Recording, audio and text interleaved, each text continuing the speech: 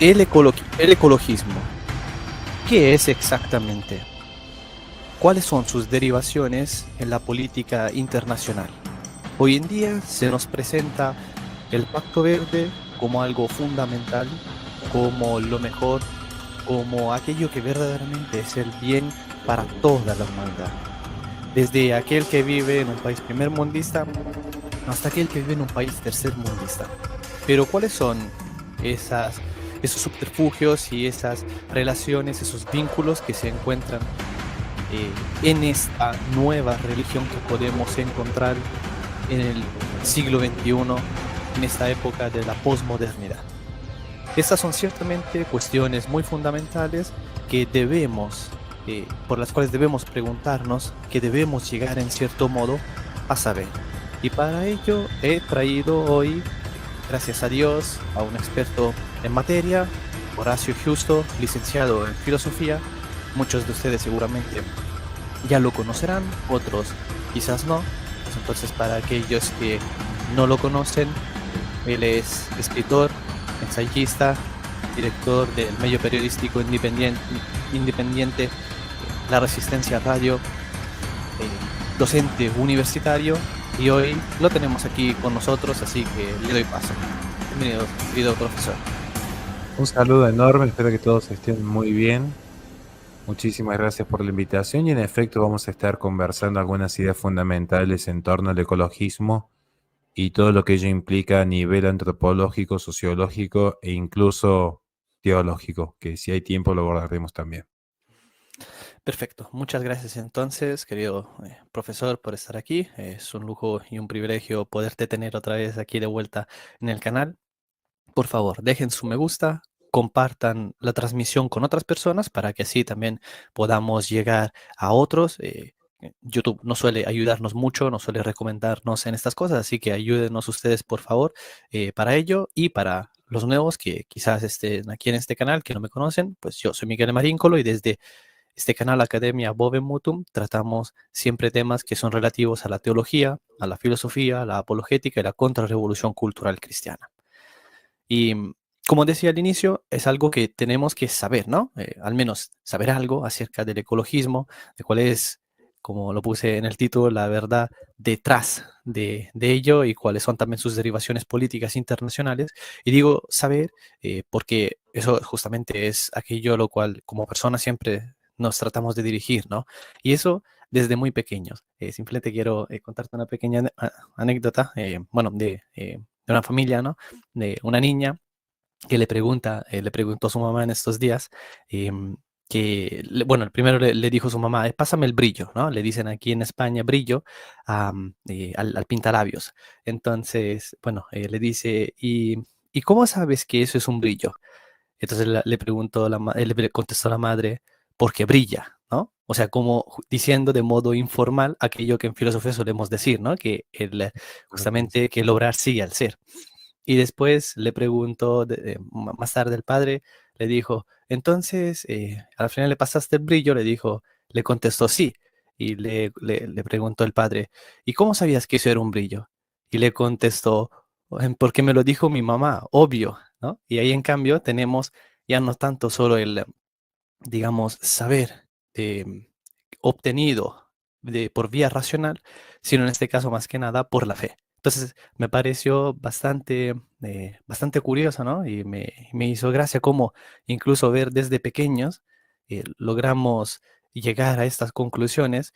Hablamos de una niña de unos 5 años más o menos, y que y justamente que desde siempre nos preguntamos por el qué es la cosa y tratamos de hacer filosofía de un modo que al final es muy bueno y que luego uno en filosofía a lo mejor trata de precisarlo un poco más, trata de modo formal de apelar ese saber, pero bueno, en última instancia, todos queremos saber y todos más o menos entendemos, al menos los cuerdos, entendemos que el obrar sigue al ser. Entonces, partiendo de aquí, de esta pequeña introducción, querido profesor, ¿qué es el ecologismo? ¿No? Te hago la misma pregunta. ¿Y cómo sabemos qué es exactamente, cuáles son sus causas para tratar más o menos de poder dilucidar y perfilar un poco esta cuestión? Muy bien, vamos a empezar a explicar qué es el ecologismo en términos muy simples Porque a veces naturalmente tendemos a hacer ciertos reduccionismos, dado lo que es la dinámica y la economía, tanto en el lenguaje como en el pensar. Sí. De hecho, el 99% de este conocimiento es un conocimiento por fe. Sin ir más lejos, nadie va a ir a una farmacia a indagar con un peritaje si el medicamento es lo que le han dicho que es. Presuponemos en general la verdad, la realidad. Y aquí vamos a tratar de buscar entonces la verdad del ecologismo, entendiéndolo por lo que es, no por lo que se nos dice que es. Aquí vamos a hacer todo un esfuerzo inverso. Aquí no vamos a tomar por cierto lo que el sistema ofrece, sino vamos a cuestionar el sistema porque en materia de geopolítica la realidad es siempre adversa para el ciudadano común, en general. Es muy raro que se dé una geopolítica favorable y sobre todo el cristiano. ¿Cuál es la verdad del ecologismo? Bien dijo Michele un lema que es muy propio de todo realista: el obrar sigue al ser. Entonces yo tengo que no solamente indagar aquí lo que es el obrar del ecologismo, con todo lo que implica, especialmente en materia de control de reproducción y control de industrialización, sino también tengo que indagar en el ser. Y esto es ir a la génesis del ecologismo. Esto es demostrar por enésima vez que todos los ecologistas, sin excepción, intelectuales de peso, no me refiero a un simple tuitero de poca monta que nada nos interesa su vida, todos los intelectuales de peso del ecologismo han sido, son y serán necesariamente inmanentistas.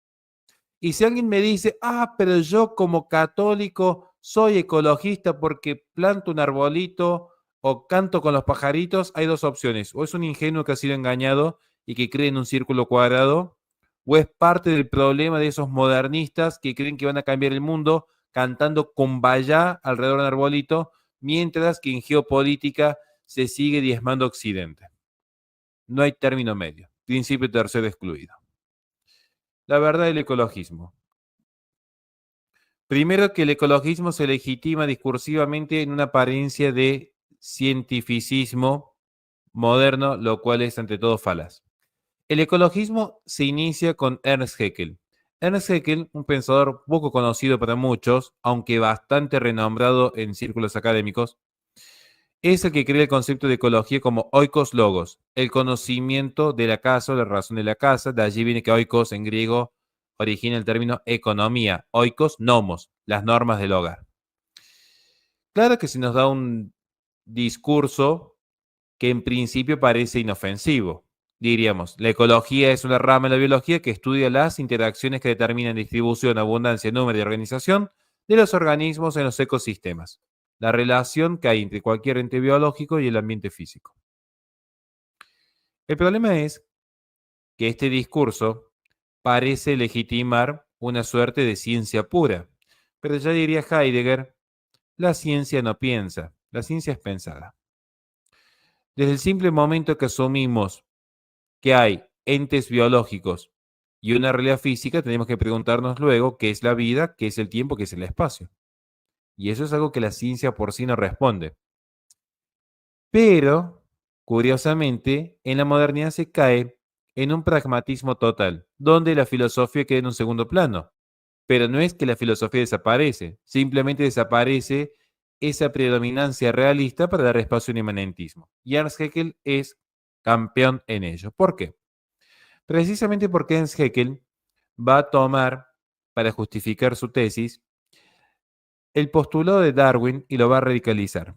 De hecho, se dice, esto es algo que conocemos a algunos, que tenía una fijación bastante extraña con Darwin. Una fijación que hoy parecería que estaría en una marcha en el mes de junio, pero en aquella época era cuanto menos turbio, a tal punto que Darwin incluso termina rechazando ciertas visitas y cartas de una persona que se había obsesionado con su trabajo. Más allá de la anécdota innecesaria, por cierto, de Ernst Haeckel no es inocente cuando da su definición de ecología en cuanto al estudio de la interacción que hay entre los organismos vivos y el ecosistema y el espacio físico. En su obra El enigma del universo, él plantea que el ser humano es un mamífero vertebrado a la par de cualquier otro mamífero vertebrado. Esto es, básicamente, va a dogmatizar la teoría evolutiva, pero con la particularidad que él va a tomar no solo la tesis evolutiva de Darwin, radicalizándola, sino que él va a tomar también lo que es el principio del monismo filosófico del judío de Baruch Spinoza. Este pensador judío holandés que plantea el inmanentismo monista. ¿Qué es el monismo explicado en términos simples? Calculo que si siguen el canal de Michele, esto ya lo habrán visto en algún momento y si no, imagino que tarde o temprano lo deberán ver porque es una respuesta que se le va a dar al realismo escolástico. El nihilismo y el monismo son dos variantes extremas del centro realista. El monismo implica que todo es una única sustancia. Esto es muy propio de los racionalistas. No me voy a poner a explicar acá por qué los racionalistas son sustancialistas y los empiristas son accidentalistas, porque es una clase de filosofía que nos dormimos hasta mañana. Hasta yo me dormiría explicándolo. Pero básicamente, como todo racionalista, Leibniz, Descartes, Spinoza, Malebranche, consideran que los accidentes son una mera apariencia porque nada puede ser y no ser simultáneamente en el mismo sentido de las cosas. Entonces, si la existencia es, ¿en qué sentido es? En todo caso, habrá modos de ser, pero el ser es. No puede perecer el ser, no puede haber un no ser. Por lo tanto, todo es. Y ahí se cae en el sustancialismo. Todo es res extensa, todo es res cogitans, todos son mónadas, todo es una única sustancia. Viene Spinoza y plantea su tesis de Deus sive natura, Dios o naturaleza. Lo que plantea este pensador judío es básicamente que Dios es la naturaleza. La naturaleza es Dios. No es una participación del ser como lo entiende, por ejemplo, San Alberto o Santo Tomás de Aquino o cualquier pensador escolástico. No es que yo soy una participación del acto del ser, sino que todo es la misma sustancia divina. Entendido por divinidad, ya no un ser bueno, no es antropomórfico, para que se entienda, ya no un ser dotado de personalidad en cuanto a inteligencia y voluntad, sino que ahora la naturaleza, ese hecho natural, es el mismísimo Dios, y todo es una extensión de Dios. Y esto es lo que habilita posteriormente lo que hoy conoceríamos como panteísmo. ¿Bien? ¿Qué voy con esto? Esa tesis es la que va a tomar Ernst Haeckel, creador del concepto de ecología. ¿Con ello qué derivamos? Con ello derivamos que todo surge de una única sustancia, se da un ciclo evolutivo al que finalmente todo converge en la única sustancia. El problema con ello es que ya no hay un ser trascendental en esta relación de presencia y distancia de las sustancias, ya no hay un ser trascendental que nos venga a informar por medio del intelecto lo que es bueno, verdadero y bello. Por lo tanto, lo bueno, lo verdadero y lo bello, propio del contractualismo moderno, es producto del consenso social, es producto de la creación artificial. Y como es producto de la creación artificial, es inmanentista, es el hombre regulándose a sí mismo. Por lo tanto, va a venir Haeckel y va a plantear una guerra abierta, una guerra cultural, ya que está de moda este término, contra la fe. Porque él va a sostener que Europa ha evolucionado tecnológicamente, en su técnica ha evolucionado, pero moralmente está atrasado culpa de la iglesia que todavía impone mandatos en torno a la sexualidad. Y esto es muy coherente, porque si uno es contractualista, ¿qué significa en términos de filosofía política? Significa que hay un antes y un después. Hay un antes del contrato, hay un después del contrato. ¿Cómo es el hombre entonces, perdón, inmanentista? Absolutamente libre. Las nociones de bien y de mal son producto del contrato social. Porque nos asociamos, renunciamos a la libertad absoluta, que incluye la libertad de matar a otro, para decir a partir de ahora, matar a otro es malo. O matar a otro en ciertas circunstancias, porque habrá circunstancias en las que veamos que es válido quitar una vida. Entonces, este es el problema del inmanentismo. Y esto es lo que va a sostener Ernst Haeckel. Ernst Haeckel va a sostener esta tesis monista. De hecho, él funda la Liga Monista en Alemania, pero también funda la Liga de la Higiene Racial. ¿Por qué? Porque en definitiva él va a decir, si todo es parte de un producto evolutivo, lo que tiene que hacer el ser humano es liberarse, liberarse. Los animales no tienen educación sexual integral. Quieren copular, quieren comer, quieren dormir, simplemente lo hacen. Porque es propio de la naturaleza libre. Porque las normas sociales terminan siendo, en última instancia, arbitrarias, terminan siendo mortales, diciendo a otros mortales cómo vivir.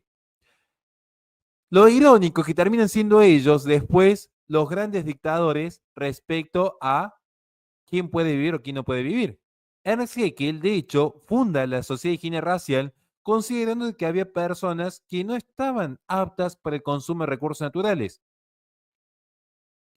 Esta es la tesis fundamental del ecologismo.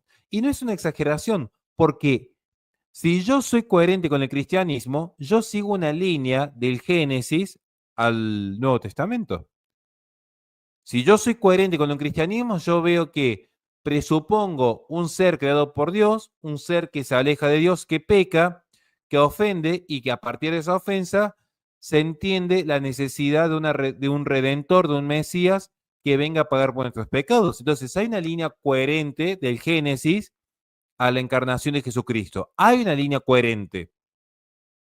Lo mismo pasa con el ecologismo. Hay una línea coherente de esa eugenesia que plantea Ernst Haeckel, propio del siglo XIX, que se va a trasladar al siglo XX, por cierto, con Mary Stopes, con Francis Galton, con Margaret Sanger, con Petra Kelly, con Paul Ehrlich, que ya veremos luego, de que en definitiva, ¿qué haríamos nosotros para regular la existencia de un prado donde tengamos lobos y gallinas? Separamos lobos y gallinas, mantenemos la población de las gallinas, mantenemos la población de los lobos, se controla. Así también se controla el ser humano.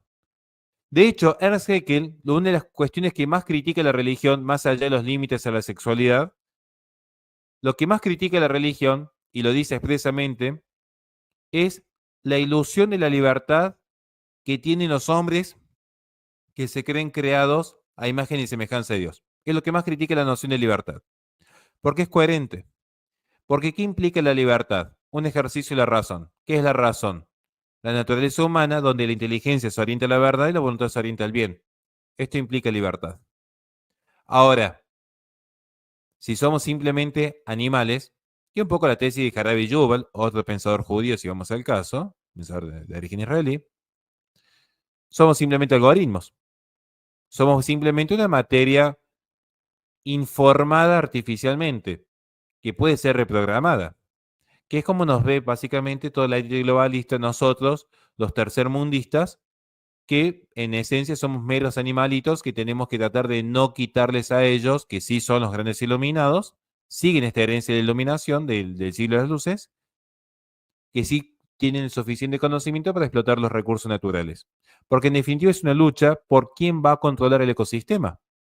Es una lucha de manadas donde el alfa va a dominar el espacio natural y va a hacerse con el uso y goce de las cosas. En última instancia, esto se reduce al ecologismo. Es una lucha por la dominación del espacio natural. Y lo reconocen abiertamente. Por eso tenemos hoy ya una herencia eugenésica a lo largo del siglo XX, luego de Ernst Haeckel, cuando crea este concepto a fines del siglo XIX. Ejemplo concreto. Tenemos la visión cientificista que toma Winston Churchill, George Bernard Shaw, John Keynes. Tenemos como Mary Stopes abre la primera clínica de control demográfico en 1921 en Inglaterra, o como Margaret Sanger, cuando obtiene los fondos internacionales de Milgram Foundation, luego de la primera conferencia de control demográfico en 1927 en Ginebra, habilita la APPF en Estados Unidos. Tenemos la tesis fatalista e infundada, trágica, que cala culturalmente, aunque no tenía sustento científico, de Garrett Hardin, la tragedia de los comunes, donde básicamente el problema eran los recursos comunes que se extinguían a causa de que la gente común se reproducía. Tenemos la obra de 1968 de Paul Ehrlich, que va a plantear en la bomba poblacional la necesidad de organismos supranacionales que no solo promuevan el aborto procurado, sino también la esterilización forzada. Tenemos incluso la conferencia universitaria de Eric Pianka cuando llega a sostener la necesidad de que un virus aniquile el 95% de la población. Es más, estaba pensando en otros ejemplos antes de entrar aquí. Se me vinieron otros ejemplos. A Pentti Linkola, que crea el ecofascismo, André Gorz, creador del ecosocialismo, Petra Kelly, creador del Partido de los Verdes, a Dave Foreman, que llegó a sostener en una entrevista hacia fines de 1990, hacia fines de 1989-88 aproximadamente, que la vida de un oso valía más que la de un adulto funcional, a pensadores como Peter Singer, que llegó a sostener que luego incluso le valió un repudio internacional, que tenía más derecho a la vida un animal que un niño por nacer un discapacitado mental grave. Esto ustedes lo pueden simplemente googlear, no es que en todos los archivos secretos de la CIA, que por cierto tuvieron mucho que ver con el auge de este movimiento, por cierto. Y el tipo de animal, ¿no? Que propuso, porque también la imagen del tipo de animal que él propuso genera como todavía más rechazo hacia dicha idea, ¿no? Que era un cerdo. Exactamente. Es que lo dice precisamente en su obra de Ética Práctica, 1998. Tenemos el movimiento que emerge en 1990, con Les Knight, Movimiento por la Extinción Humana Voluntaria. Entonces, no es que yo estoy tomando, como dicen algunos detractores, iba a decir un mal término, pero no corresponde por respeto al canal, un cherry picking. Al contrario, yo cuando iba a dar conferencias a otros países, y a veces me invitan a las iglesias y muchos se escandalizan, sobre todo cuando aparecen los documentos de Laudato Si o Laudato Deum, donde yo sostenía que es incompatible ser ecologista con ser católico, yo les decía, nómbrenme un solo intelectual ecologista de peso, Herbert Marcuse, André Gorz, Michael Lowy, Eric Pianka. Nómbreme un solo pensador ecologista de peso cuyas ideas filosóficas sean compatibles con lo que enseña la Iglesia Católica, particularmente con lo que es la condena al aborto procurado y el control demográfico. Particularmente a lo que es la causa fin del matrimonio, como lo enseña el Papa Pío XI en Cástico Nubis. Después discutimos el resto. Y ahí justamente se dan cuenta que no, que el cherry picking lo tienen que hacer ellos, tratando de encontrar un simple usuario de Facebook que va a misa con los franciscanos, que toca el ukelele, que fuma un poquito de marihuana, pero que es inofensivo, porque anda con sandalias llenas de barro, porque te habla de justicia social en Twitter, pero también está en contra del aborto. Ahí tenemos un caso de un ecologista católico. Tienen que hacer un malabarismo mental, porque la evidencia la tienen en pantalla. Porque esto es un estudio que nos llevó a nosotros más de 10 años y hemos rastreado los principales intelectuales y todos fueron profundamente críticos de la Iglesia por una cuestión fundamental. La Iglesia filosóficamente define el realismo. Filosóficamente. Y el ecologismo es filosóficamente desde su génesis y no se puede apartar del origen porque ningún ente cambia por sí su ser y su esencia, por sí, salvo una fuerza externa. El ecologismo es inmanentista. Entonces, ahí nos vamos a ver que hay una batalla cultural sostenida en los últimos años. Lo que empieza, curiosamente, en ese ensayo sobre los principios de la población y la felicidad humana del reverendo Thomas Malthus. Lo interesante de Thomas Malthus, que yo en ese sentido va a parecer raro que lo saque a defender ahora, va a sonar raro. Primero que no tenían los métodos científicos de nuestra época para plantear un estudio profundo de lo que él veía como una preocupación, que era la densidad demográfica. O sea, en ese tiempo se confundía densidad demográfica con sobrepoblación. Primero que es entendible, la técnica económica de esa época no era tan avanzada como la nuestra, también es entendible, pero más entendible que él nunca propuso el aborto. Él proponía castidad y una vida ordenada a Dios. O sea, uno tiene que leer el ensayo completo, no es por lo que dice un youtuber. Yo siempre dije, pongan en duda lo que digo, vayan a leer ustedes las fuentes directas, por eso se las comparto en pantalla. Vayan a leer las fuentes. Pero al menos ese principio queda en el imaginario popular, que es el que se traslada a la bomba demográfica de Paul Ehrlich, mitad del siglo XX, hasta llegar al siglo XXI con Bill Gates en cómo evitar un desastre climático. Claro, un Bill Gates que entiende cómo funciona el corporativismo, un Bill Gates, como un dato anecdótico, cuando la ONU, para que vean cómo es el corporativismo, la ONU saca un informe sosteniendo que las vacas son causantes de la contaminación a nivel global. De hecho, sostenía que si uno junta todas las vacas del mundo, contaminan lo mismo que el tercer país más contaminante del planeta. Curiosamente, luego de ese informe, las acciones en Wall Street de carne sintética se disparan un 162%. Curiosamente, Bill Gates era un financista de la carne sintética en 3 laboratorios de España y un laboratorio de Israel. Es más, aquí está Michele, que hasta donde yo tengo entendido está viviendo en España, si mal no me equivoco. Correcto, Él correcto. tranquilamente podría comentarles, tranquilamente podría comentar y desmentirme aquí, lo que es la situación de los pequeños y medianos productores agropecuarios, donde a causa de los impuestos verdes que se, va al juego de palabras, se imponen desde la ONU, llevó a la quiebra y esto hizo que los metas capitales puedan absorber esos pequeños asentamientos. Entonces después tenemos un montón de pequeños productores agropecuarios protestando por esta suerte de intromisión verde, también en Bélgica, también en Holanda, pero que este es un proyecto de larga data. Este es un proyecto corporativo, insisto, desde hace 200 años por lo menos.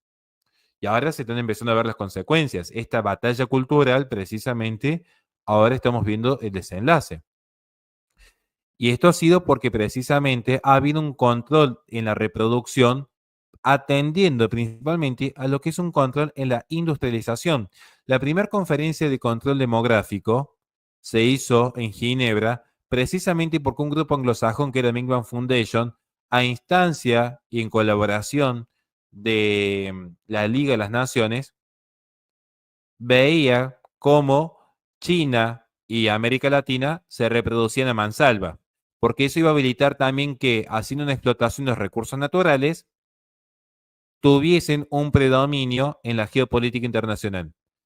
Su plan funciona en América Latina. De hecho, aquí, hoy en Argentina, el otro día veía un informe, la tasa de natalidad está en 1,18, cuando una tasa de natalidad tendría que estar en 2,1 para la supervivencia. España estaba a punto de perecer. Lo que es la etnia española de nuestro glorioso imperio hispano, hacia el 2100 va a desaparecer. Está O llamada a antes. desaparecer. Tiene una tasa de natalidad en algunas regiones de España, y acá que me admite Miquel, hay regiones de España que la tasa de natalidad es de 0,9. ¿Quién va a ocupar ese espacio? O perecen o inmigración sustitutiva. O la clonación, como ya se está empezando a experimentar en China. Después tenemos la conferencia de Roma de 1954, a instancia de Julian Huxley, primer presidente de la UNESCO, pariente de Aldous Huxley, que va a incorporar en ese momento la ONU como socio activo a John Rockefeller III hasta que culmina su acción en 1965 cuando se crea el Fondo para las Poblaciones. Si ustedes ven, por ejemplo, en Argentina el programa ENIA, que es para el control del embarazo adolescente, está financiado por el Fondo de las Poblaciones. Ustedes entran a cualquier país del mundo y ven los programas públicos en materia de control de natalidad, van a darse cuenta que siempre tienen financiamiento del Fondo para las Naciones. Y esto es muy interesante porque después ahora vemos cómo aparece lo que es el Pacto 2045, Visión para el Futuro, que firman todos los países, salvo 6. Argentina orgullosamente no firmó, donde se plantea una nueva arquitectura en el, y lo dice así, en el nuevo orden mundial, no, lo dice en la nueva gobernanza mundial. Ese era el término. Muy subjetivo, por cierto, ¿no?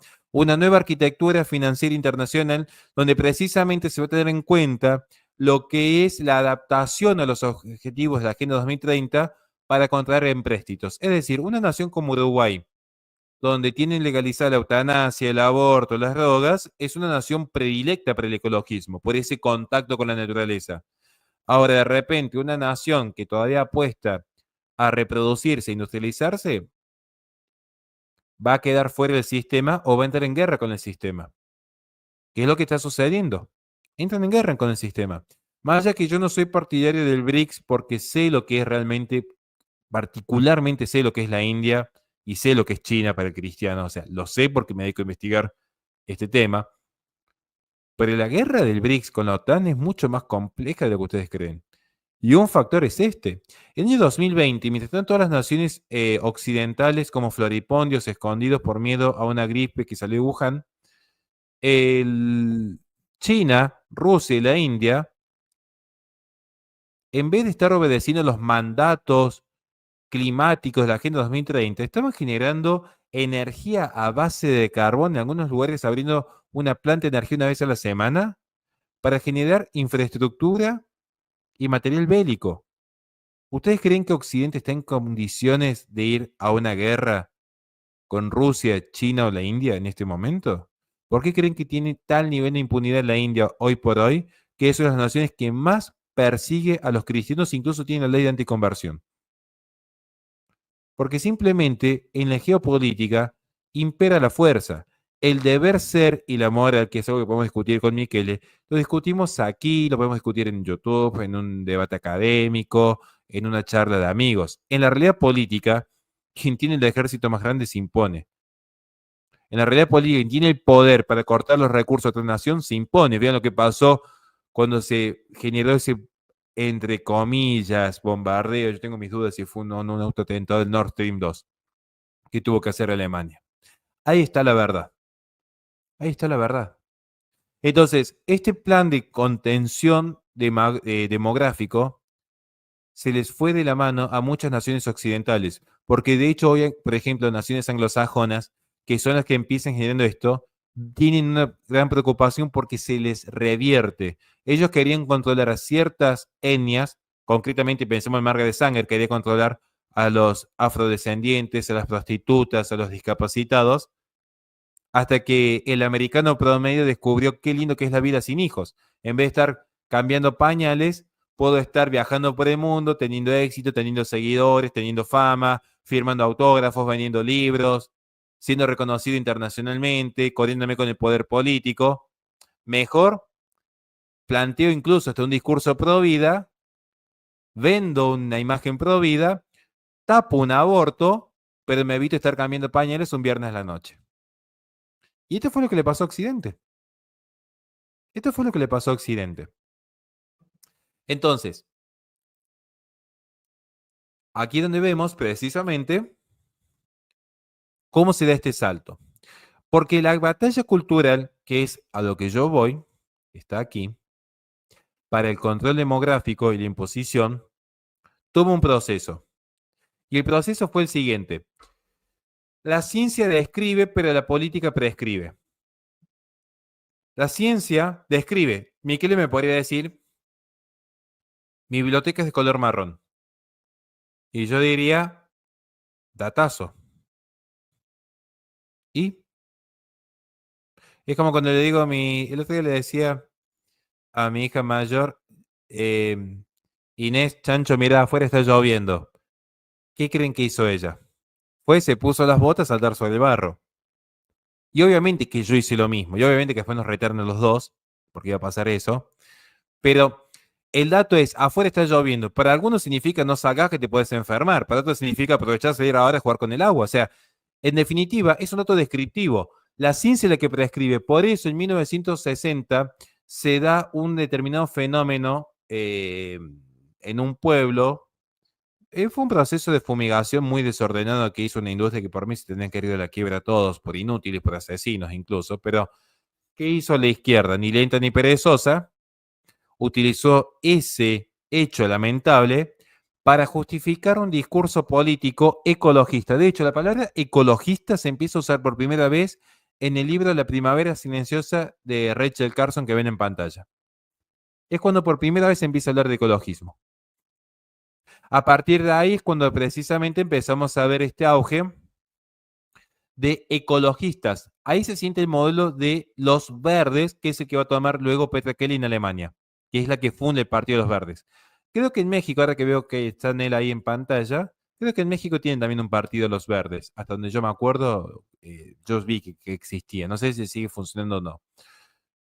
Entonces, la política es la que prescribe. En esa mentalidad inmanentista es el pacto social el que determina qué está bien y qué está mal. Porque imagínense que es el problema que tiene la gente aquí. Está Michele que cree en Dios. Y está un Horacio Justo que es ateo.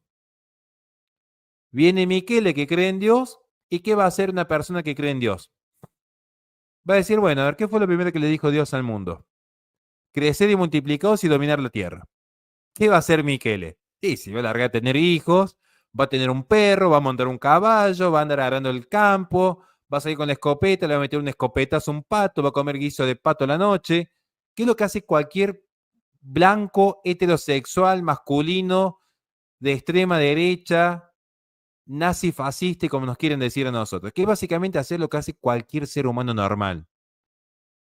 Que es lo que hace cualquier ser humano normal. Entonces, ¿qué bien? ¿Qué sucede? Vengo yo como ateo y le digo, no, mira, tu religión es una farsa. Dios no existe. Miquel va a decir, ah, mira, qué interesante, Dios no existe. No, no, Dios no existe. Bueno, va a decir Miquel, ¿y qué hacemos? No, mira, Dios no existe, entonces tenemos, porque en realidad somos producto de la evolución y todos venimos de la misma sustancia, porque es un proceso genético de X, Y, Z. ¿Qué va a decir Miquel? Y si Dios no existe, yo estoy obedeciendo a Dios, si Dios no existe, dame una sola razón lógica por la cual yo tendré que obedecerte a vos que tenés un discurso cientificista. Si el bien y el mal es una construcción subjetiva, ¿por qué yo debería obedecer lo que me diga otro mortal? Por eso el único pensador que yo respeto muchísimo, pero muchísimo, me saco el sombrero por la lógica que tiene, es Max Steiner dentro del círculo ateo. Es el más honesto de todos. Porque el que dice, en definitiva, seamos todos egoístas. Si Dios no existe, que cada uno haga lo que quiera hacer y punto. Porque ¿cuál sería la razón para respetar a otros si es un acto egoísta esperando que a mí me respeten? Blanqueemos la situación, somos egoístas, cada uno piensa en sí mismo, pero si cada uno piensa en sí mismo, ¿por qué a mí me debería importar que tus hijos mañana tengan un poquito de pasto verde? Ocupo yo ese espacio y ya está. Sí, lo lógico.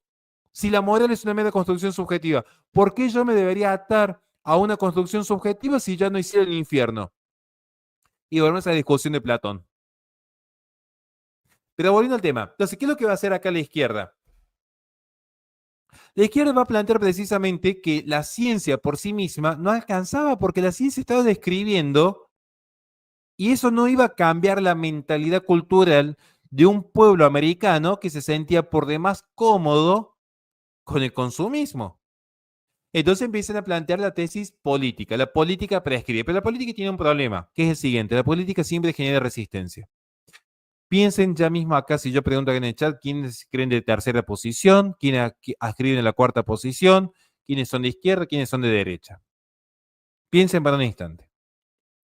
Se dan cuenta que la política siempre genera resistencia. Siempre. Pero si no, no sería política. Si la política es el ejercicio de la fuerza institucionalizada.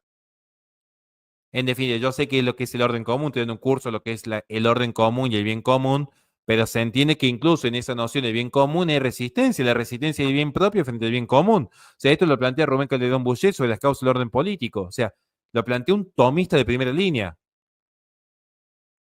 Entonces, la política prescribe, pero aún así había resistencia. Por eso se da una gran revolución político-cultural, porque la cultura tiene mayor hegemonía. Tiene un libro muy interesante que recomiendo leer que se llama Ecología y Revolución de Herbert Marcuse, Edgar Morin, Manshot, Bosquet, Goldschmidt, nunca un González ahí, obviamente. Es raro, ¿no? O sea, es como que los espacios más anticatólicos es como que históricamente vienen negando a Cristo. Es como raro, ¿no? Pero bueno, eso es una teoría con la que podemos charlar, ¿no? De ciertos pensadores como que no tienen el mismo origen. O sea, porque nunca te aparece acá un pensador. En estas líneas fundacionales, nunca te aparece un pensador cristiano. Después se infiltran en los círculos cristianos y te aparecen algunos traidores como Taylor de Chardin. Pero en estas primeras líneas son como muy extraños, ¿no? Bien. Cuestión que se hace una gran revolución político-cultural. Aparece la revolución política-cultural, donde se entiende que la cultura hegemoniza más que la política. Ejemplo concreto, Argentina. Vean un mundial de fútbol. Los argentinos podemos ser peronistas, nacionalistas, radicales, libertarios, de izquierda, de derecha, socialistas. Juega Messi y somos todos hermanos, ¿no? Eso está fuera de discusión. Juega Messi y somos todos hermanos. O sea, para nosotros Messi es como que unificó la patria, básicamente, ¿no? Es el que unificó la patria entera. Eso es la cultura. Por eso van a ver que en ese cambio cultural, incluso acá cuando se hizo en Argentina el Día de la Tierra, teníamos a gente de la Cámpora, gente del PRO, una especie de centro izquierda con la centro derecha, abrazados y hermanados. Porque como que culturalmente hay consenso. El otro día veía que decían, ganó la derecha en Bolivia. ¿Qué derecha? Un candidato pro aborto, pro eutanasia, pro Agenda 2030. Porque culturalmente ya está sentado que estos son como una suerte de derechos humanos. ¿Qué sería ser de derecha? Un poquito menos impuestos. Pero en cuestiones fundamentales ya la cultura se aceitó en esa línea. Es más, allá en España me acuerdo que en una época trataban de derecha a Podemos. O sea, en una época ya... No, perdón, a Podemos no. ¿Cómo se llama este partido? Partido Popular. El Partido Popular, sí, que bueno, Al Partido Popular lo trataban de derecha. ¿Qué es la lo derecha? continúan tratando de derecha. Bien. Es gracioso, hablan de derechita cobarde otros que supuestamente son más de derecha.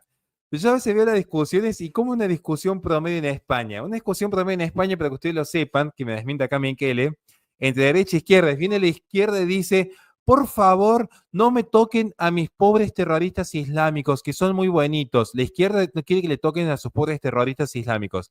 Pero después viene la derecha y dice, por favor, no me toquen a mis terroristas sionistas. Entonces están ahí como discutiendo siempre, ay, no me toquen mis nenes.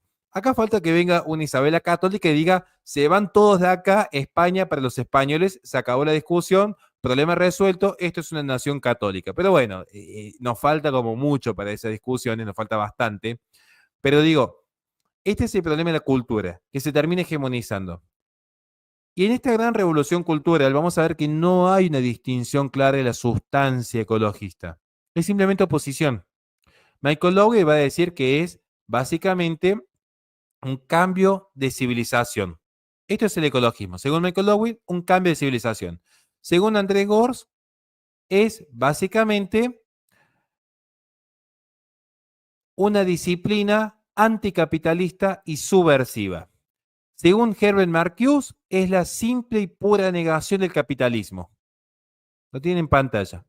Vayan a estudiar la obra en cuestión, Ecología y Revolución. Están los principales intelectuales ecologistas allí compendiados. Es esto. Y no es más que esto. El ecologismo es simplemente negarse a lo que es la reproducción y la industrialización. Es negar elementos fundamentales para el desarrollo de una sociedad. Y con ello se niega la fe y la familia, que son los cuerpos intermedios que hay entre el poder político y el individuo, que son los dos principales cuerpos intermedios entre el biopoder. Por eso se pasa la cultura cientificista a la que es la política internacional. Vean ustedes qué interesante, esto está en el sitio oficial de la ONU, tienen ahí la fuente, de hecho. Ellos dicen que no fue hasta 1968 cuando los principales órganos de la ONU consideran seriamente las cuestiones medioambientales. ¿Qué pasó en el año 1968? El año 1968 es cuando sale al mundo el libro La bomba demográfica, que escribe Paul Ehrlich y que financia Sierra Club. Sierra Club es el mayor organismo filantrópico ecologista del mundo. Supera incluso la Fundación Rockefeller. Supera la Fundación Getty. Supera a Greenpeace, supera el World Wide Fund. Y justo cuando Sierra Club, un organismo filantrópico promotor de los controles de natalidad, advierte de la necesidad de un ecofascismo en el mundo, es cuando la ONU dice, nosotros como organismo supranacional vamos a considerar el medio ambiente como el eje de nuestras políticas. Y por eso, del 68 en adelante, van a darse cuenta que todas las conferencias internacionales giran en torno a la preocupación ambiental, a pesar de que la ciencia sostenidamente los desmiente. Paul Ehrlich sostenía en el 68 que en 10 años se iban a agotar los recursos minerales. Hizo una apuesta con Julian Simon, la perdió. No solamente que los minerales que él pronosticaba que se iban a agotar no se agotaron, sino que incluso sus precios bajaron. Es la misma gente que sostuvo sistemáticamente en los años 80 el enfriamiento global, en los 90 los grandes agujeros en la capa de ozono, en el 2000 las inundaciones en las costas de todas las naciones, en el 2010 el calentamiento global, en el 2020 la crisis climática.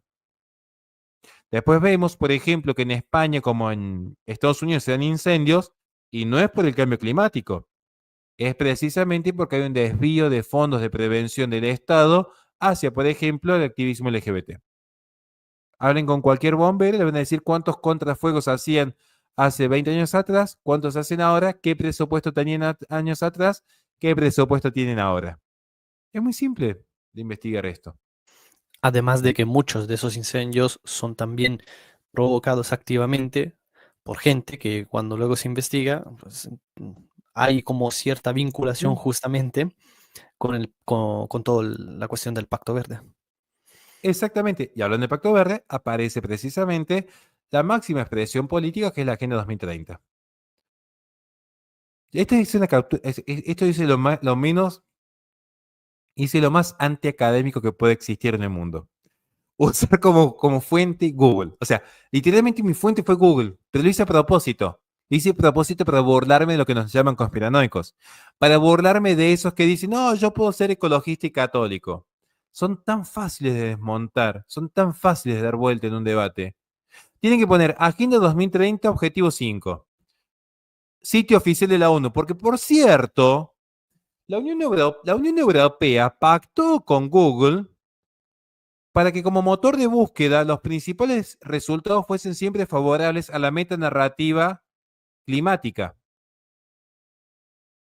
No es que son tan libres en Internet. Ustedes ven en Internet lo que el sistema quiere que vean en Internet. Muchos ni siquiera saben cómo funcionó ese pacto de la Unión Europea con Google para modificar los motores de búsqueda en torno a la narrativa climática. No son tan libres como creen.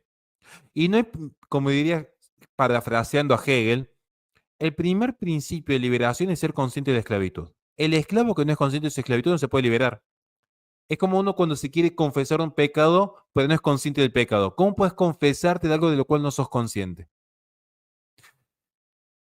Para el 2030, dice la ONU, vamos a garantizar el acceso universal a los servicios de atención en la salud sexual y reproductiva, incluida la planificación familiar. Ellos quieren dirigir la familia de uno, la información y educación y la integración de la sexualidad reproductiva en las estrategias y programas nacionales. Eso se llama biopoder. De hecho, si Miquel me invita más adelante, le puedo dar toda una conferencia aquí de lo que es el biopoder, explicándolo en detalle.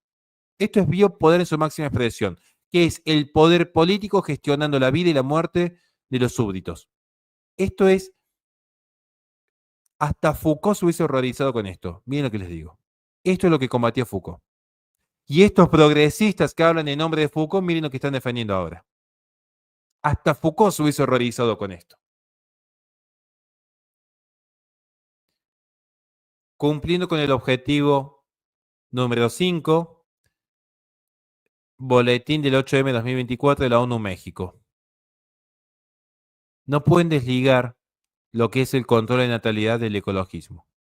No lo pueden desligar bajo ningún concepto. Es imposible. Qué bueno que salió ahora, por cierto, el Papa, hablando de esto, diciendo que nosotros no somos esclavos de la naturaleza, ni hay que adorar la Pachamama, porque yo he visto cada acto de idolatría en los últimos años. Llegó una época, ustedes, ustedes no la tuvieron que pasar tan mal como yo, gracias a Dios, me alegro. Pero algunos de nosotros, incluidos sacerdotes e incluidos obispos, hablo en nombre de muchos de ellos, porque me consta, nosotros estuvimos en una época en la que si nosotros no estábamos cantando con los pajaritos o plantando arbolitos, si yo no subía los fines de semana que estaba regando una florcita en el jardín de mi casa, yo era antipapa. donde si yo no estaba poniéndole un ponchito al perrito y cantando con valla con una palmera, era antipapa. O sea, no se imaginan lo que fue la batalla cultural del ecologismo, hasta dónde llegó. Consecuencias de cumplir el objetivo número 5 en México. Tiene una consecuencia cumplir el objetivo 5 en México. Curiosamente, la Suprema Corte despenaliza el aborto en México a nivel federal. Todo verde. Miren, estos son como las sandías, verdes por fuera y rojos por dentro. Estos son como las sandías.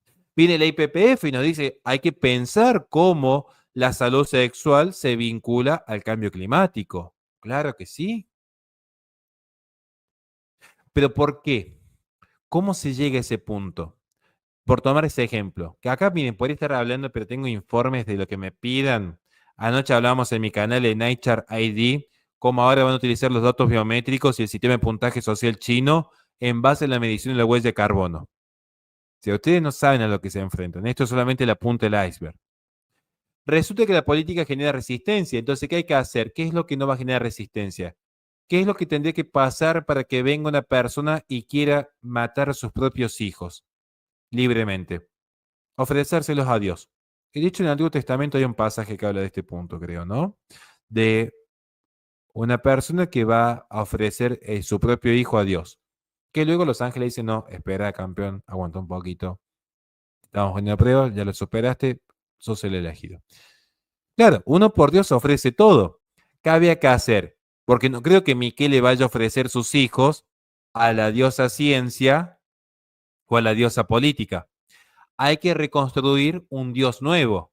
Entonces, lo mismo que dijeron, hay que tomar distancia de Dios, ahora tienen que volver a un nuevo Dios, pero ya no al Dios cristiano que nos llama a dominar la naturaleza y reproducirnos, sino a ese Dios de Spinoza de Deus sive natura, a esa diosa naturaleza, la Gaia, la Pachamama, la Madre Naturaleza. Entonces, ahí vemos lo que sostiene Chesterton. Detrás de cada civilización hay un altar. El tema es si ese altar es o no es la diosa verdadera. Está la diosa razón en los masones, está ese uno absoluto de los neoplatónicos, nuestro Dios cristiano. O sea, tenemos religión siempre, incluso los ateos. A algo se van a religar. Entonces, acá me aparece precisamente esta revolución religiosa en los últimos años. Y alguien diría, ¿cómo es que el ecologismo es una religión? Y pensemos en la estructura, el obrar sigue el ser, pensemos en el obrar. Tienen rituales, con los mitines veganos, por ejemplo, o las conferencias de partes. Tienen veneración, cuando salen a romantizar el animalismo. Tienen una adoración bastante extraña, con esas energías de caminar descalzo y fumar ayahuasca y tener esas orgías medias raras, que al día de hoy no sabemos cómo sobreviven, pero bueno, cuestión de ellos. Tienen sus narrativas, donde reemplazamos la Biblia con la bomba demográfica. Tienen un pecado original. Lean el libro de Petra Kelly, donde sostiene que todos los males en Europa son a causa de, y lo cito textualmente, el varón heterosexual, militarista y capitalista. Blanco. Había faltado. Pequeño detalle. Tiene un paraíso venidero, que es cuando vino Ocasio Cortés a plantear el New Green Deal. Ya no estaba el deal original de los padres constituyentes, ni el New Deal del nuevo pacto social para salir de la crisis del 29, sino ahora el New Green Deal, el nuevo pacto verde. Tiene el castigo divino, que son las profecías fatalistas de la bomba demográfica. Tienen autoridades espirituales, como Peter Singer, Dave Foreman, Stephen Wise, o sus profetas, como Bill Gates o Greta Thunberg, donde justamente se presentan estas estructuras religiosas. ¿Y cuál es la solución que nosotros proponemos? Además de estar muy informados, insisto, acá si Miquel me invita, yo no tengo ningún problema en poder venir y plantear informes de lo que él me pida, porque de este punto, si tenemos que hablar de lo que es la carne sintética, si tenemos que hablar de lo que son las conferencias de control demográfico, lo que son los controles de los datos biométricos, si tenemos que hablar de lo que es el impuesto verde en Europa, si tenemos que hablar de lo que es el mito del cambio climático antropogénico, por cada tema podríamos estar horas y horas. Pero como ya estamos llegando al final, ¿cuál es la solución? Lo que enseña la palabra del Señor. Sed fecundos y multiplicados y llenad la tierra y sojuzgarla, ejercer dominio sobre los peces del mar, sobre las aves del cielo y sobre todo ser viviente que se mueva sobre la tierra. Esa es la solución. Esto es lo que detesta esta agenda luciferina. Claro, Dios te manda a reproducirte, comunicar la vida, dominar la creación, y después tenés una agenda luciferina que te dice, no tengas hijos, y empezar a adorar la criatura y no al creador. Subvertir los órdenes, una subversión total. Es una agenda luciferina. Así que bueno, gracias. Siempre decimos que lo que recaudamos en YouTube lo donamos después a la gente de Oncopediatría, así que bueno. Espero que se haya entendido lo que habíamos querido compartir hoy día brevemente. Y si tenemos 10 minutitos para preguntas antes de partir. Ujú. Sí, muchas gracias, querido profesor. Tenemos algunas preguntas que ahora las vamos a pasar. Antes, gracias a todos los que están conectados. Por favor, compartan la transmisión con otras personas porque es importante poder compartir, para poder difundir esta verdad, para que podamos entender mucho mejor de qué hablamos cuando hablamos de ecologismo, cuáles son sus implicaciones, por qué debería importarnos, por qué debería interesarnos. Ciertamente que vemos que aquellos elementos que son esenciales, que hacen en sí al ecologismo, son elementos totalmente nefastos. Para nosotros que somos cristianos, son elementos anticristianos.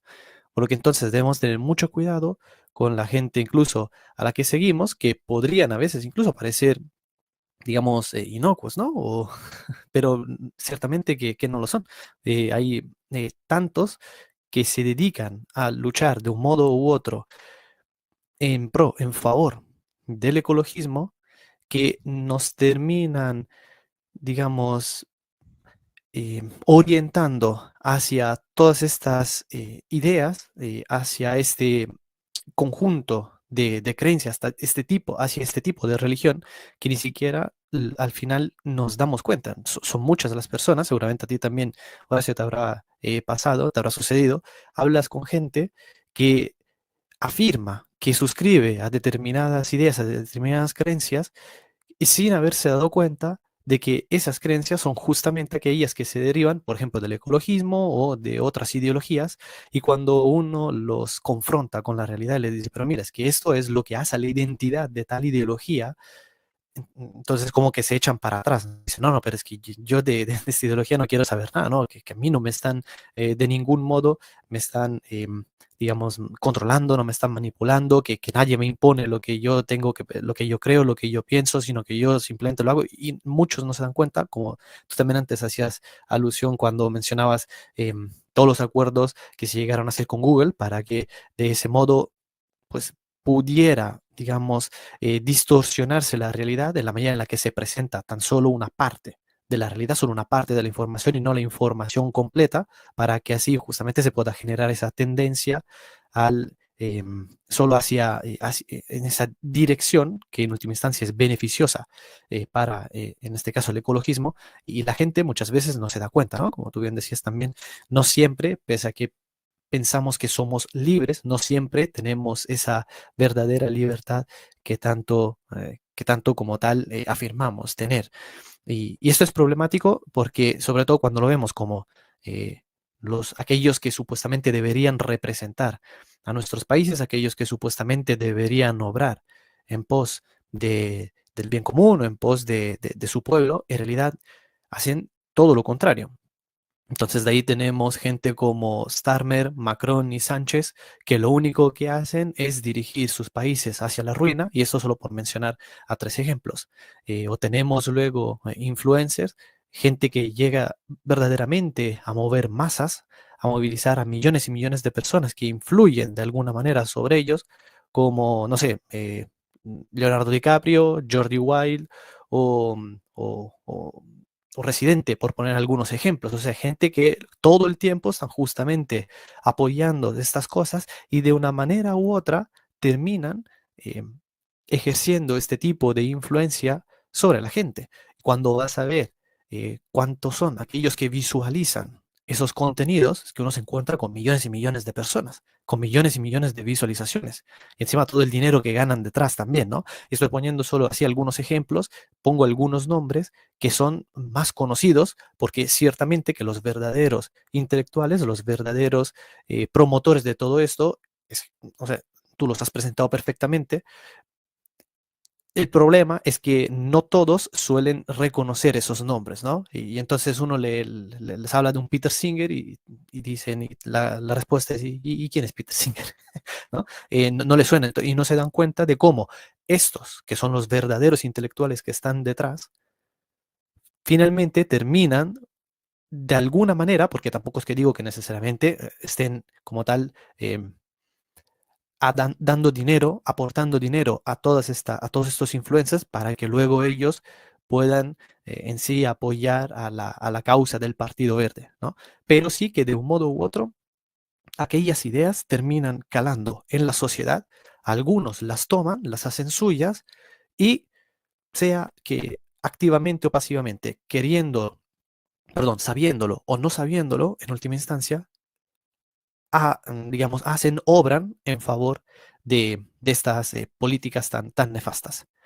Entonces, dicho esto, pasemos a algunas preguntas que aquí dejaron. Bueno, para empezar, muchas gracias, querido Pablo, que Dios te bendiga, que hice un gran abrazo para los dos, Pablo Cobo, también Nela, muchas gracias también por tu aportación, que Dios te bendiga, y también a Alejandro Vaquera, que dice, Dios los bendiga a los dos, siempre intentando apoyar, que Dios te bendiga, muchas gracias.